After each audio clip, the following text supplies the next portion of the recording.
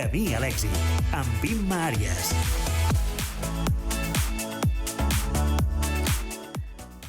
Arranca Camí al éxito con Imma Arias y hoy tengo el placer de hablar con Alba Tubilla. Ella ha escrito un libro y es creadora de Origen. Os cuento un poquito para que sepáis quién es. Ella nació en Tarragona en el seno de un entorno profundamente marcado por una secta y vivió atrapada en dinámicas que silenciaban su voz y anulaban su identidad. Pero con el tiempo transformó ese dolor en propósito y hoy es madre de 2 niñas, mujer comprometida con la verdad. Vamos a entrar con Alba, vamos a saludar a Alba. Bienvenida al programa, Alba.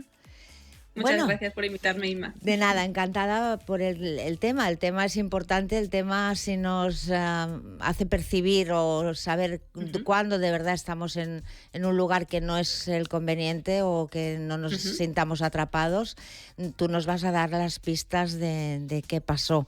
Yo la primera pregunta que se me ocurrió un poco haciendo el guión es ¿qué es para ti una secta? ¿No? O sea, vamos a especificar un poco qué es una secta al nivel que tú lo viviste y luego seguimos con todo lo que tengo preparado y lo que tú quieras decir, ¿de acuerdo? Adelante, pues. Vale, pues muchas gracias, Imma, por este espacio para poder dar voz a lo invisible, que en este caso son los afectados por sectas o grupos coercitivos. El nombre que actualmente se utiliza es grupo coercitivo, pero bueno, una secta se haría de alguna manera un lugar donde las personas encuentran una identidad, un servicio al que enfocar su vida y de alguna manera pues ahí crear su modo de vida, ¿no? El problema viene cuando en ese ámbito se generan unas dinámicas donde ya la individualidad de la persona se anula hasta tal punto que la persona ya no es consciente de que las decisiones que está tomando las está tomando en base a una manipulación psicológica que hay detrás, ¿no? ¿Cómo se genera eso? En base a personas que tienen muchas habilidades emocionales y sociales para poder llevar o embaucar a las personas hacia un bien mayor, el suyo. El bien mayor vamos a hablar de una persona, una serie de personas, ¿no? Para eso se utilizan pues diferentes técnicas y demás. En mi caso particular, pues para que la gente me pueda conocer un poco más, yo soy un tema un poco particular porque yo soy una afectada de segunda generación. Eso es el nombre que se le dice a las personas que hemos crecido en grupos coercitivos o en sectas. Pueden ser religiosas, espirituales o incluso pues de carácter esotérico, que es la que crecí yo. Vale. ¿Quieres entrar en detalles sobre dónde creciste tú para que nos hagamos una idea del ambiente que tuviste?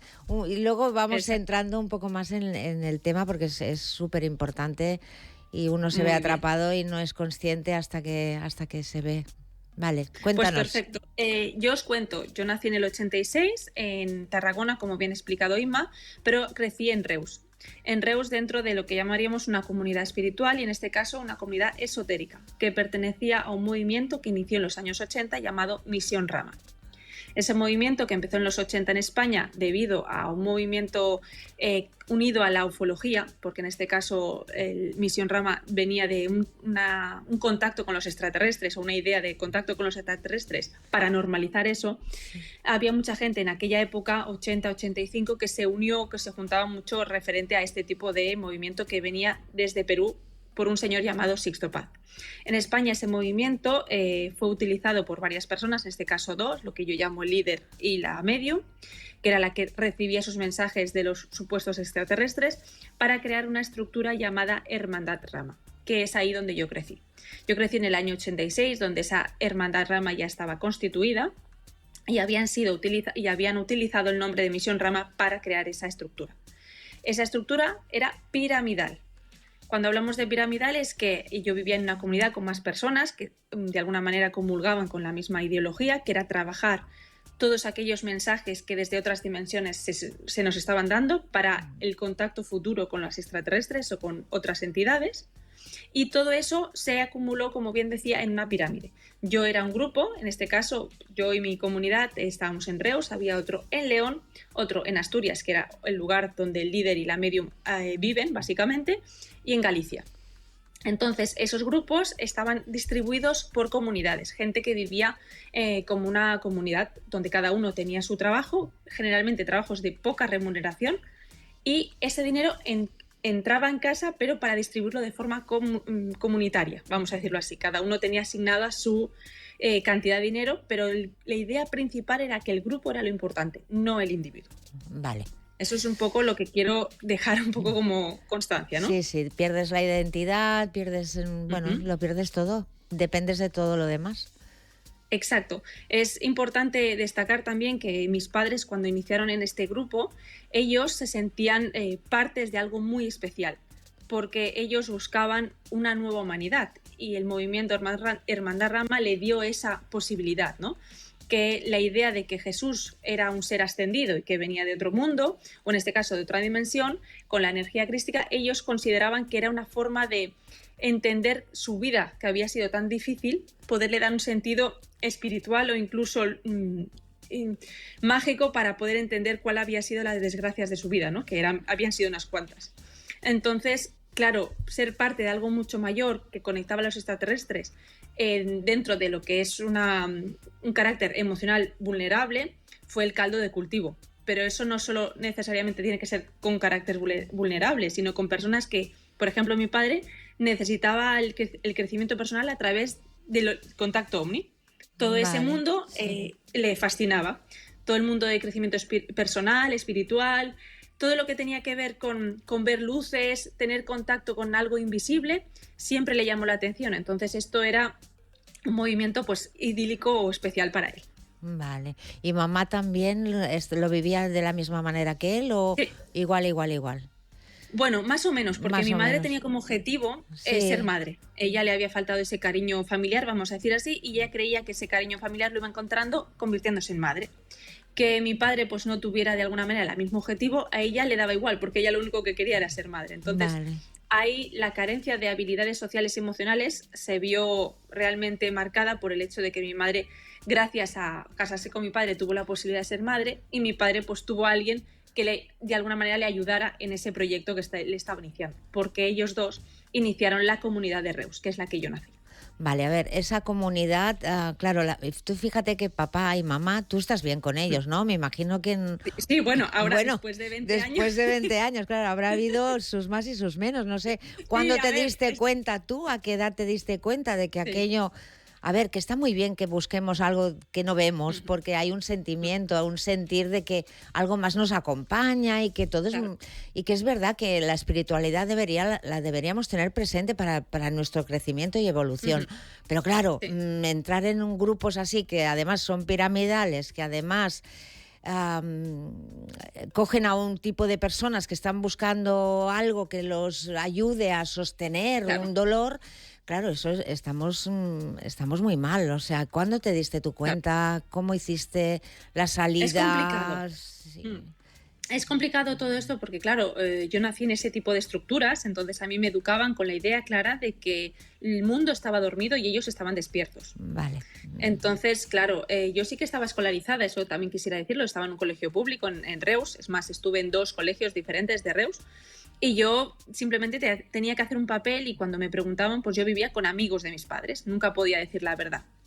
Lo que pasa que, claro, eso cuando yo fui creciendo yo me fui dando cuenta que había cosas muy extrañas en casa, pues había un mal ambiente, violencia, realmente malas palabras, pues incluso pues abusos físicos, personales, sexuales, en fin, cosas que no debería haber nunca un niño.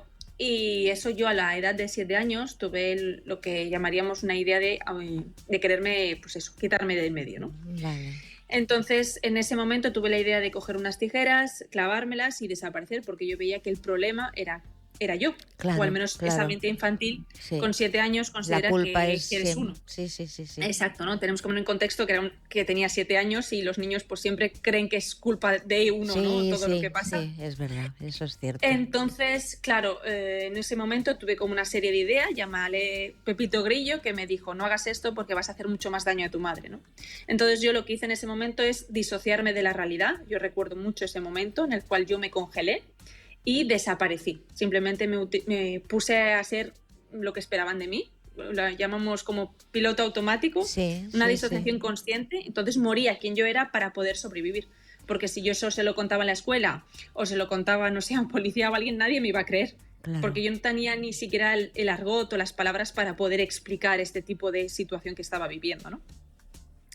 Eso es cuando yo me di cuenta con 7 años de que yo o cuidaba de mí o nadie me iba a salvar, nadie me quería, nadie le interesaba y que yo tenía que de alguna manera hacer una estrategia con los años, porque hasta los 18 años no era mayor de edad, para poder escapar de ahí. Pero yo no tenía esas habilidades porque partimos de que yo tenía 7 años cuando fui consciente de todo eso. Eras una niña. Entonces lo primero que hice fue disociarme. ¿Cuántos erais viviendo en casa? En principio 9. 9 en una casa, sí. En una casa, vale. En una casa, pisos también, porque yo vivía en 7 a 10 pisos. La verdad es que hace, pues eso, más de 25 o 30 años que pasó todo esto. Entonces, cambiamos cada año y medio, cada 2 años de piso por toda la ciudad de Reus para que no hiciéramos vínculo con nadie. Porque el objetivo principal es que nadie nos reconociera. Porque nosotros nos habían dado, a través de comunicación, escritura automática para ser exacto el nombre, información de cómo teníamos que desarrollar nuestro ser. Porque el objetivo principal allí era hacer una mente unificada. Significaba que el individuo, el criterio propio, tenía que desaparecer. Entonces nos enseñaban que el amor era dejar de pensar por nosotros mismos y pensar por el bien común, el grupo. Esa era la idea de grupo que había. Bueno, la idea como grupo, realmente, fíjate, has utilizado palabras de no estábamos dormidos, sino que despiertos. Hoy en día se habla muchísimo de que la gente está dormida y de que lo que tenemos que hacer es despertar, y se supone que ese despertar es desvincularme de mi ego, que sería mi identificación conmigo mismo, ¿verdad? Y entonces darte al prójimo. O sea que esas líneas siguen estando ahora presentes, ¿vale? En otras... Y eso es muy peligroso. Fíjate, claro, pero es que eso está... A ver, que tú lo has vivido. Entonces has hecho un libro, ese libro de La jaula invisible se llama, ¿verdad? Sí. Entonces, claro, es el... Además has creado Origen, que es un proyecto que estás haciendo, que a mí aquí me hace... Hay una pregunta que me gusta hacer que como tú dices, que ayudas a formar a profesionales de la salud mental. Entonces la pregunta es... ¿Por qué relacionas a los profesionales de salud mental con la historia de tu vida? ¿Hasta qué punto la gente se vuelve loca? ¿Qué acaba ocurriendo? Porque tú has visto los que no se escaparon como tú, los que no se dieron cuenta como tú, siguen estando a lo mejor. ¿Cómo acaba esta gente? ¿Realmente el fin cuál es? Claro, Proyecto Origen, que es lo que yo estoy iniciando desde mi propia idea, son 3 fases, ¿no? La primera es una asesoría que yo hago, como bien digo, esa asesoría no es terapia, porque yo no tengo formación terapéutica para poder decir nada de terapia.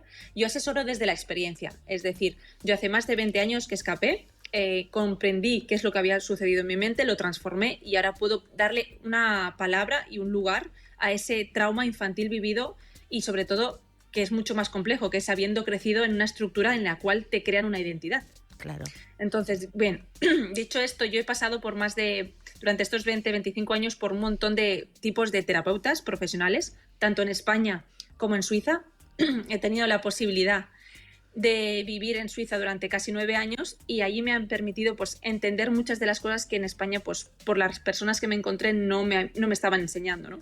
Entonces, mi idea de poder colaborar con los profesionales de la salud mental es básicamente desde la experiencia. Yo no vengo a dar cátedra de nada, pero considero que como superviviente de una secta creo que hay mucho que hablar y que a veces se tratan a las personas que salen de grupos coercitivos, tanto religiosos como del carácter que sea, ¿eh? Yo salí del esotérico, pero da igual del tipo de grupo que hayas estado.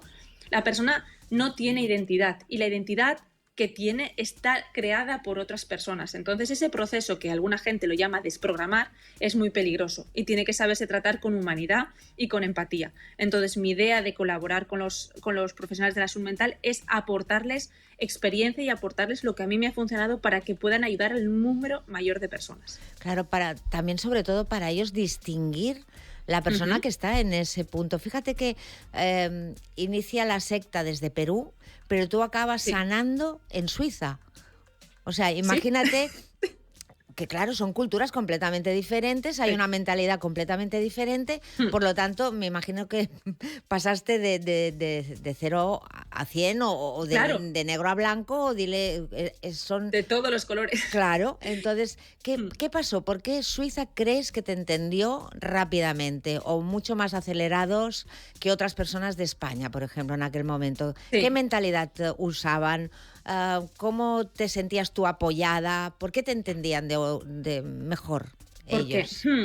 Es buena pregunta decir que el movimiento inició en Perú, pero el que utilizó la marca fueron españoles. Vale. Quiero decir que Misión Rama, yo no voy a entrar en si es o no es una secta, porque yo no crecí en Misión Rama como misión, sino utilizaron esa base para crear la secta en España. Vale, bien. O sea, se llamaría una escisión. Hermandad Rama es eso, alguien que cogió todas las bases de Misión Rama y las utilizó y la creó Hermandad Rama, ¿vale? Básicamente. Pero bueno, para salir de ahí, lo que realmente a mí Suiza y todos los terapeutas que allí me han cuidado, me han enseñado, incluso yo diría que lo más importante es que aprendieron o supieron hacer vínculo humano conmigo. Cuando hablo de vínculo humano es que obviamente estábamos en un espacio terapéutico, pero consiguieron que yo llegara a mi presente, porque yo vivía en el pasado constantemente y todo lo que yo vivía en el presente lo culpaba de mi pasado. Y ellos me llevaron al presente o tuvieron la humanidad o la empatía de llevarme que lo importante era el presente. Y cuando una persona está en lo que te han hecho, siempre necesita vivir del pasado, porque eso es lo que le alimenta, lo que le da sentido a su vida, aunque sea dolor, desgraciadamente, ¿no? Sí, correcto. Entonces, en el presente, tus hábitos de vida, cómo descansas, cómo te relacionas, cuál es tu relación con tu madre, con tu padre, pero sin que necesariamente estén a tu lado, sino cuál es tu visión desde ti, hace que te empieces a construir desde un lugar vulnerable y puedas volver a sentir esa vulnerabilidad que en tu espacio original, o al menos como yo lo viví, no podía. No, y es súper importante ser vulnerable, ¿eh? Claro, esa vulnerabilidad me permitió entender que yo tenía límites. Claro. Yo no sabía que un ser humano podía tener límites, porque a mí me habían formado para que yo no tenía límites, que mis límites eran mentales. Que eso también es una creencia que se utiliza hoy en día y es muy peligrosa. Nosotros, los seres humanos, tenemos límites, son necesarios los límites y no pasa nada por tener límites. Claro que no. O sea, no. Es importante porque yo tenía esa creencia que me estaba de alguna manera destruyendo mi presente, pero no era consciente. Por eso yo hablo mucho del trauma infantil, porque el trauma infantil te pone unas gafas de conforme tú ves el mundo de forma que tú lo conociste. Y tú crees que algo que te conviene es lo que te gusta, y no necesariamente. Lo que te gusta no te tiene por qué convenir. Y romper con ese patrón de adultez, porque realmente se trata de ser adulto, es un proceso lento que necesita atención y sobre todo necesita contención. Contención, y límites. Eso es un poco lo que quiero. Vale, o sea, no son hoy en día el grupo ilimitados, todo el mundo es ilimitado, todo el mundo está pillado justamente porque la mente nos domina, sí, o sea, vivir en el presente, que a ti eso te salvó, sí que es algo que debemos hacer, porque claro, yo sin haber estado en una secta, si yo me pasase el día, pensando en mi pasado, cómo fue, y cada vez que hago algo me recuerda ese pasado y voy haciendo, y no soy consciente de poderlo limitar, es decir, ponerle freno de forma consciente. Ponerle freno como adulto. O sea, no necesito tantas cosas. Es que hoy en día, fíjate, vamos a entrar porque es que es imposible que lo pasemos por alto, porque ¿cómo están las redes? ¿Cuántos mentores? ¿Cuántos ilimitados? ¿Cuántos desprográmate y empieza otra vez de cero? Es imposible, no podemos perder a nuestro origen, ni de la familia que venimos. O sea, que tú eso lo tienes que haber sostenido, a pesar de que tus padres estaban también sectorizados, o diles como no eran ellos tampoco, ¿verdad? No, yo es una cosa que siempre comunico para que se entienda. Yo no era hija de mis padres, yo era hija del grupo. Entonces, cuando tú no tienes una referencia de padre o madre, psicológicamente se te generan muchas dificultades para entender qué es lo correcto y lo incorrecto. Que eso es como se crea una mente infantil, ¿no? Cuando crecemos en una sociedad donde no hay límites, donde todo es posible, donde todo está a un clic, se genera esa igualdad. En la misma situación que las personas creen que todo es posible y entonces todo vale. Sí. Y entonces el todo vale deja una ventana abierta a que gente que sabe mucho más que el todo vale utilicen esa libertad a cambio de coger y mover a la gente a su propio beneficio. Y ahí vienen pues movimientos de derivas sectarias, como bien explicas tú, por ejemplo, las membresías, o gente que utiliza pues las redes sociales justamente para atraer a gente a generar su propio movimiento espiritual. Que tú dices, bueno, en principio no tiene nada malo, ¿no? Cada uno es libre y si no le gusta algo lo deja de seguir. Perfecto. Eso es aparentemente. Pero tenemos que entender que venimos de una sociedad donde hay muy pocas herramientas emocionales, muy poco herramientas sociales de cómo comunicar, cómo decir que no, los límites. Entonces, claro, nos abrimos a un mundo llamado Internet, donde todo es posible, pero sin herramientas básicas. Claro. Entonces confiamos en alguien que habla muy bien, pero alguien que habla muy bien no necesariamente nos conviene. No, para nada, para nada. Que eso es lo que hacen en la política. La política hablan muy bien, pero no necesariamente nos conviene la gente que esté hablando muy bien, sino la gente que realmente Haga sepa cosas. ponerse a manos a la obra, Claro, a las claro, cosas, ¿no? claro. Y eso hace que mucha gente se vea de alguna manera como que siempre necesitan mejorar, porque vivimos en una sociedad que nada de lo que hagas es suficiente, nada. Siempre hay un curso que hacer, siempre hay una habilidad que tener, o sea, el aceptarte como eres no es suficiente nunca. Fíjate que la vida es mucho más sencilla, ¿eh? O sea, realmente, bueno, tú has necesitado profesionales de la salud para sacarte de donde estabas, pero realmente tú crees que una persona, si reconoce de dónde viene, no pierde de vista de dónde ha nacido, claro, si depende de dónde naces, tú no puedes querer ser, yo qué sé, de otro país o tener una riqueza diferente a la que tienes de donde has nacido, por más que hagas, o sea, tienes esos límites, ¿vale? Y está bien tenerlos, pero con lo que tienes que aprender a ser lo máximo feliz posible o si no, vivir en paz. Pero claro, todo eso no te da paz, no paras, o sea, es que de una cosa y al final siempre hay un beneficio económico detrás, ¿o no? Bueno, yo lo del beneficio económico lo veo como una consecuencia que tiene la gente que tiene habilidades sociales. Vale. Y explico esto porque la gente que tiene este tipo de que llamaríamos gurús o gente que atrapa a grandes masas, lo que tienen es mucha capacidad de interactuar con la psique humana. Entonces lo que les interesa no es el dinero, sino el poder sobre las mentes. Y el dinero, las influencias, es la consecuencia de su buen trabajo con las mentes. Vale. Y eso es muy oscuro, parece de película de ciencia ficción, pero yo lo he podido vivir en mis propias carnes. En mi grupo no se buscaba el dinero venía solo porque la gente entendía como coherente hacerse cargo de esta misión, vamos a decir, general que estamos haciendo. O sea, mi padre daba mucho dinero para crear esa estructura que luego pudo ser de alguna manera varios grupos de empresas y poder mantener todo eso, porque él creía fielmente que estaba ayudando a la humanidad. Claro, no era un dinero que... Entonces, o sea, le venía el dinero a consecuencia de hacer algo, porque él pensaba que con él tenía su... Sí, dime. Él tenía su trabajo en una empresa normal como cualquier trabajador. Vale. Sí. Su nómina, su sueldo... Todo. Vale.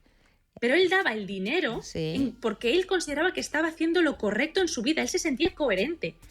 ¿Y cómo es posible que una persona convenza a otra para que está haciendo lo correcto y esa persona no dude nunca de sus reacciones? Porque realmente lo está haciendo desde el corazón. Porque llegan al corazón, no llegan a la mente. Las sectas no van a la mente de las personas, que ese es el famoso lavado de cerebro. No. Lo que llegan es al corazón, a esa emoción que nosotros no nos hemos dado cuenta que la tenemos, la utilizan para el propio beneficio de los otros. Pero siempre hay alguien arriba de la pirámide, ¿no? Sí, pero alguien que sabe cómo llegar a esa herida que tú no eres capaz de ver de ti mismo. Vale, ¿cómo explícanos, por ejemplo, cómo lo harían, sobre todo tú que lo has vivido, con un niño hasta los 7 años? ¿Qué harían con ese niño? Al niño no lo tocarían. No le harían. Al niño no lo tocarían, tocan a los padres y la herida que hay entre ellos dos. Entonces, la herida, y miran a la persona que está más fanatizada, que tiene ideas más negras, más oscuras, o que tiene una sensación de que, bueno, el mundo está loco, entonces van a esa persona y le dan sentido de pertenencia, o le dan sentido de familia, o le dan esa sensación de acogimiento que a lo mejor no ha tenido. Entonces, con amistad, con buenos recuerdos, con una comida familiar, con algo que genere vínculo emocional, acceden a las personas vulnerables. Claro, fíjate que has dicho una cosa muy importante, que nosotros, el ser humano, sin ese sentimiento de pertenencia, lo único que ve es muerte. O sea, el ser humano nace para sentirse que pertenece a una familia, a un, yo qué sé, de la que viene, ciudad, a su ciudad. Claro, pero si tú pierdes el sentido de pertenencia, tú estás muerto. O sea, realmente la persona muere sin sentirse que pertenece a algún grupo, a alguien que de verdad lo encuentra a faltar o lo echa a faltar, lo quiere a su lado. Claro, es una manipulación que llega al corazón, como tú dices, no es un lavado de mente. Entonces, ¿cómo actúan estas personas a partir de eso? Ahí pasamos de que la persona, como se siente vinculada con eso que le han dado, Sí. Generalmente, cuando no es algo físico o material que de alguna manera podamos entender, pasamos al mundo mágico. El mundo mágico es el mundo de las ideas, de la imaginación. Y ahí es el pensamiento mágico lo que impera. Las personas que están a un nivel tan muertas por el sentido de que no sienten pertenencia a nadie, que nadie les espera ni nadie les importa su propia vida, llegan a estar creando ese pensamiento mágico y entonces hablamos ya de ese mundo invisible. Que entonces pasamos a creer que ven cosas que no existen, a alucinar de alguna manera o a tener visiones que el resto no vemos porque realmente es una manera que tiene su inconsciente, su mente, para crear su lugar de pertenencia. Vale, y ellos realmente caso, lo ven, ¿no? Lo llegan a ver, claro, eso. sí, y lo ven. Y lo ven. Sí, Mi la padre mente sí es capaz. muchas veces sí. hacía fotos y decía, mira, ahí hay un ovni. Y yo no veía el ovni, pero él estaba convencidísimo que había una estructura, una nave, y él lo veía. Entonces, ¿cómo vas a decir que no cuando él siente que ahí le están sus hermanos mayores esperando? A ver, lo estamos hablando, es complicado. Pero es muy complicado y además la gente que cae ahí, ¿realmente tu papá ahora está vivo todavía? Sí. No, mi padre está en otro país, no vive en España. No vive en España, él se casó con otra persona. Y sigue estando ahí. Sí. No. Él va por libre. Él va por libre, pero sigue teniendo esas ideas, vamos a decirlo así, pues fanáticas o de conexión, porque eso le da sentido. Es que él sin eso no tiene sentido su vida. Sí. Fíjate. Entonces, a una persona no le puedes quitar una mentira, si quieres decirlo así, porque la destruyes. Es mejor que crean esa mentira porque al menos le mantiene vivo. Porque hay gente que no tiene capacidad emocional para sostener la verdad.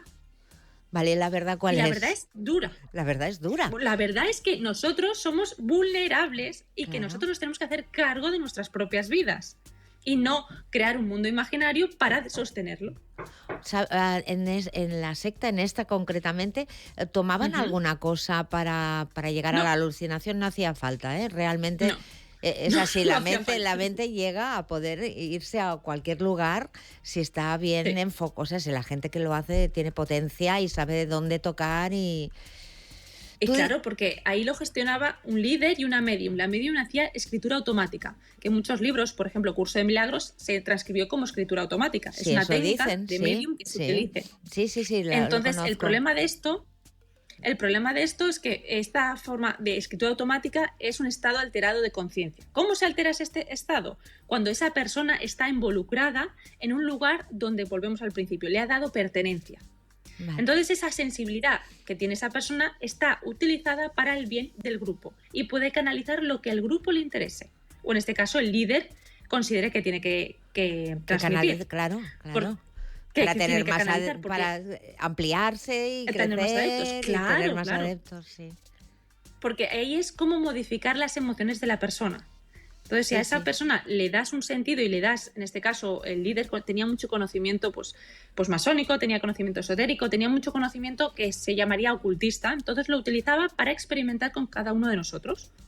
Y eso, pues trabajaba con astrología, trabajaba con energías, trabajaba con todo aquello que no se suele hablar, ¿vale? O que queda en lugares un poquito particulares, para de alguna manera ver cómo reaccionábamos.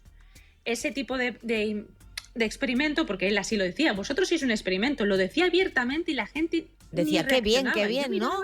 Qué bien, que experimentan conmigo. Sí. Vale, fíjate. Exacto, se sentían como la famosa teoría que nos decían que éramos semillas estelares. Entonces, es que todo lo que dices sigue estando vigente. Sí. Es que es un experimento. Sigue estando vigente. O sea, es un experimento sociológico, simplemente que con teorías ocultas que utilizan a la gente para que le den un sentido a sus vidas. Porque su vida, si tú te la pones a pensar fría y cruda, es muy dura. La vida de cualquiera. La vida de cualquiera es una vida dura. Es una vida. A ver, no venimos aquí a. ¿Entiendes? Eso son aprendizajes. Entonces, ¿tú cómo resumirías la vida del ser humano? Imagínate que el ser humano, que está lleno en las redes sociales de cosas para que mejore, para que crezca, para que evolucione, ¿realmente el ser humano necesita de todo eso o simplemente dime cómo funcionamos? Yo sé cómo funciono yo, ¿vale?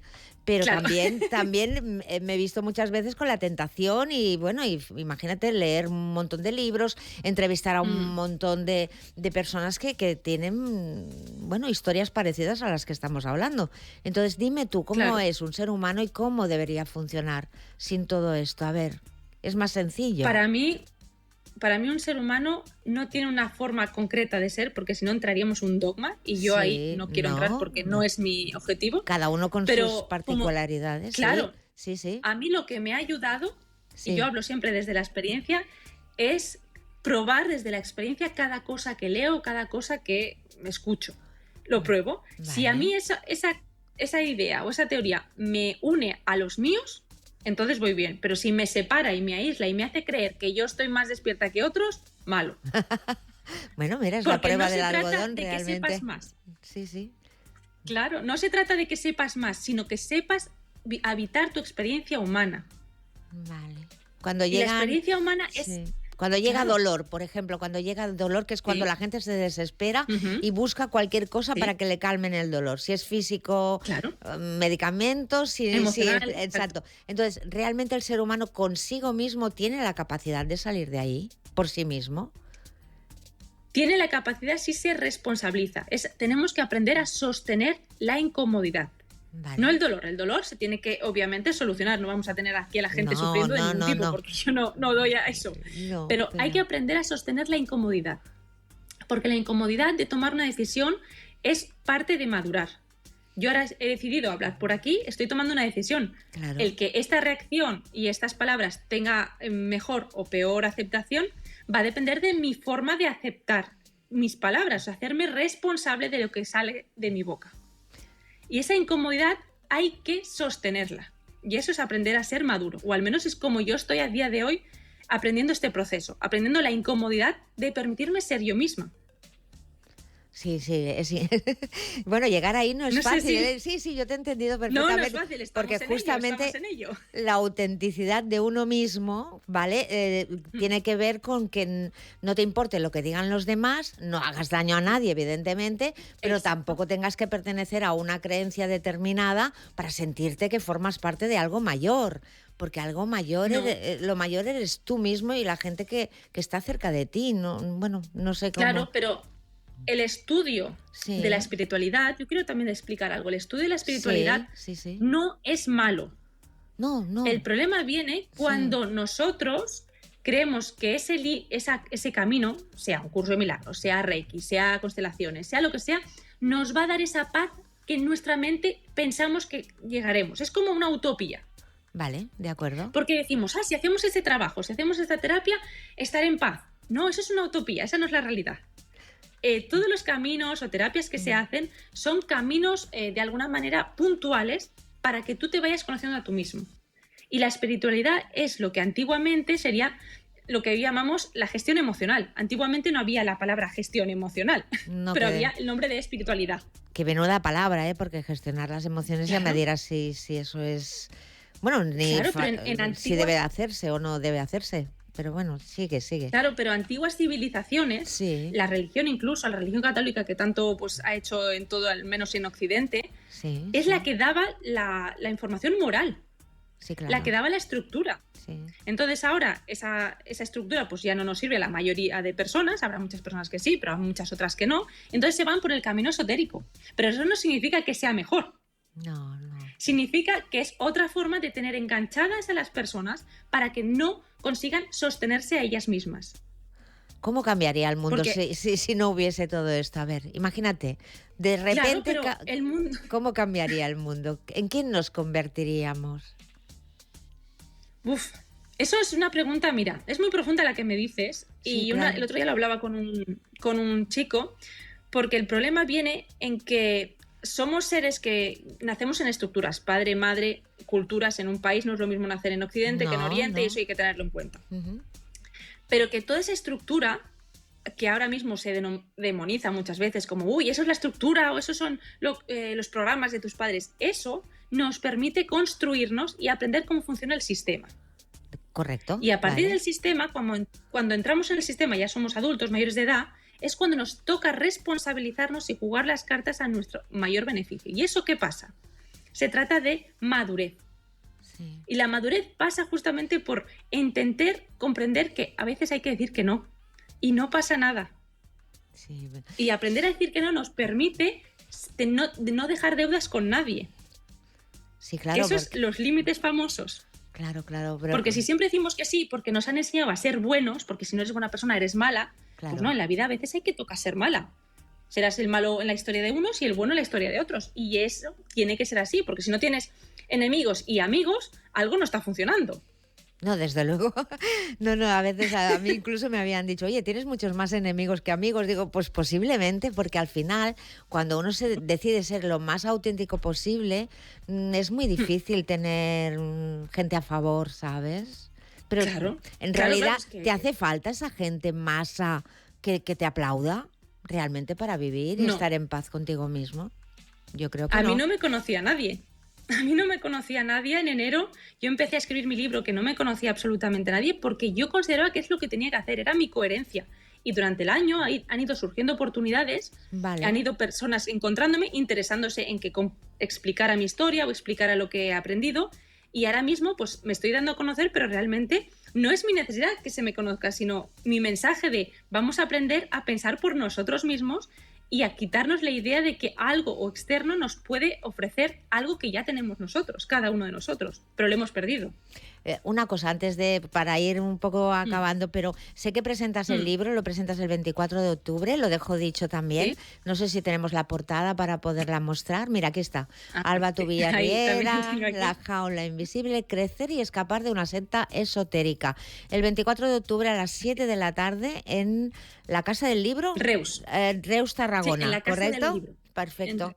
Correcto. Perfecto. A ver, este libro, yo seré una de las personas que se lo va a leer porque realmente no he vivido en esa situación que tú has vivido, evidentemente, pero sí que me he visto incluso forzada por mi trabajo de aprender, como he entrevistado a tantas personas diferentes y tal, pues claro que la tentación de sentirme atrapada en algún tema para buscarle una explicación a aquello que me ocurría, eso es que es muy fácil, lo tenía muy a mano, ¿me explico?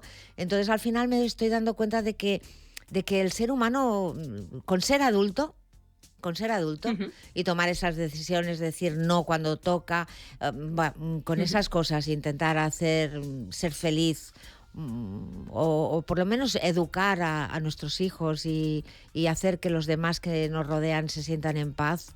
No creo que haya mucho más que hacer en la vida, ¿sabes? O sea, realmente es para mí, vivirla. Sí. Para mí es una responsabilidad constante, 24/7. Eso yo vivo la vida de una sí. forma muy, muy responsable. Porque yo no tomo las entrevistas ni las oportunidades que me surgen porque sí. O sea, yo tomo con todo el valor que esto representa este momento que estamos ambas participando, teniendo para dar realmente el valor que tiene, ¿no? Yo cuando yo permito tener una relación con alguien o hablar con alguien, me tomo ese tiempo de forma sagrada, como dirían algunos, porque considero que es muy importante el tiempo y cómo lo gestionamos ese tiempo, ¿no? Que realmente es nuestra vida. Claro. Entonces, lo que yo hablo en el libro, que es una de las cosas más importantes, es sobre todo la transformación que el amor en pareja, en familia, a mí me ha traído esta sanación. Bien, pero has pasado también esto no podría ser por profesionales también de la salud, ¿no? Para llegar ahí, claro, pero sin ellos... Los profesionales han hecho una parte. Pero la otra... Han hecho una parte muy importante, pero la otra es la historia de amor, y nunca mejor dicho, la historia de amor real, familiar, que yo plasmo en este libro, donde a día de hoy pues tengo 2 hijas, estoy casada desde hace 10 años y puedo tener una relación estable en la cual yo me siento orgullosa de haber conseguido tener una familia cuando yo no sabía ni qué era una familia. Claro, no te lo podías ni imaginar. ¿Nunca la tuviste? Claro, ¿Realmente nunca la tuviste? Nunca la tuve. Entonces yo ahora que he construido las labores de qué es una familia, yo no digo que sea la estructura ideal, pero es la estructura mínima que yo he necesitado para entender algo tan sencillo como es el amor. Es que es la base. Y es algo muy Disney, pero es que el amor no es hacer que alguien te haga sentir bien, es la decisión de negociar por el bien común. Sí, es el y amor, eso muchas veces, claro, muchas veces la decisión es como que alguien me haga sentir bien. No, la decisión es qué capacidad tienes tú de negociar para tu propio bien y para todos, pero sin olvidarte de ti. Porque a veces con eso de ser amor nos damos a la familia, nos damos a todo el mundo menos a nosotros. Y ahí no estamos amando, estamos siendo egoístas. Volvemos a la víctima que fuimos. Claro, porque damos, el otro dice, bueno, no sé si para qué me das tanto, y en el fondo al final Exacto. tú dices, y después de haberte dado tanto, ¿por qué no me devuelves nada? O siempre buscamos, Sí. Entonces ahí vamos de víctimas y otra vez estamos en la rueda. Y otra vez volvemos. Una cosa antes para tocar, bueno, el final. Has dicho que van al corazón, pero ¿qué hacen con la mente? Porque la mente Con la mente. es muy potente, o sea, la mente es la que de verdad te levantas y empiezas a Claro. pensar. ¿Cómo ordenan la mente estas personas?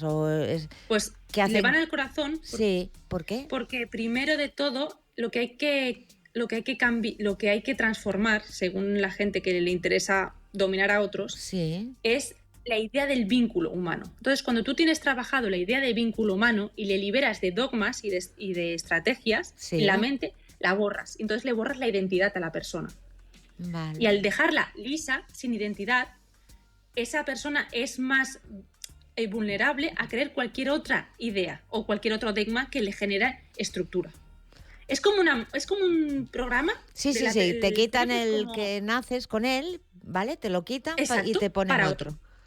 Bueno, Exacto. pues Pero solo se puede hacer eso sí. con el corazón. Desde el corazón y yo misma conmigo Desde el misma al corazón. final, ¿eh? Que está muy bien que la gente Claro. te ayude, pero sobre todo con amor. Yo creo que el amor bien llevado y empezado por uno mismo es lo que nos puede hacer ver que todo está muy bien, pero que al final yo creo que somos individuales, pero estamos unidos por algo que es el amor. La base de todos nosotros, de todo ser humano, es el amor. Entonces vamos a ver cómo gestionamos ese corazón y esa mente y sobre todo cuidado con estas cosas que abundan muchísimo. Alba, gracias por estar conmigo. Espero que Gracias. podamos cambiar, porque yo estoy contigo, ¿sabes? Sin haber estado viviendo en Muchas una gracias. secta, pero realmente reconozco que hay muchas pirámides por ahí.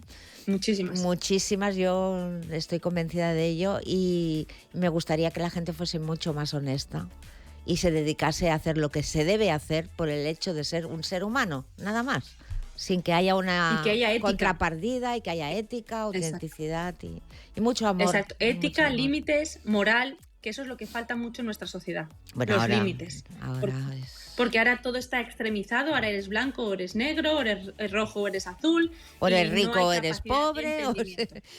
todo está, sí, o estás aquí Está o no polarizado estás. y hay que encontrar puntos de Unión. encuentro. Gracias, Alba, que sea un éxito la presentación Gracias. del libro y bueno, yo seguiré muy Muchas pendiente de tenerte presente para ver si podemos otro día seguir comentando cosas. Claro. ¿Vale? Que Perfecto. seas muy Muchas feliz. gracias. Muchas gracias por estar aquí y por tu decisión de abrirte al mundo. No es fácil. Gracias, Alba. No es fácil, ¿no? Adiós a todos y a todas. Gracias por estar ahí.